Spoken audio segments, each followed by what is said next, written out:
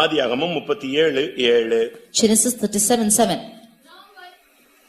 நாம் வயலில் அறுத்த அரிகளை கட்டிக் கொண்டிருந்தோம்.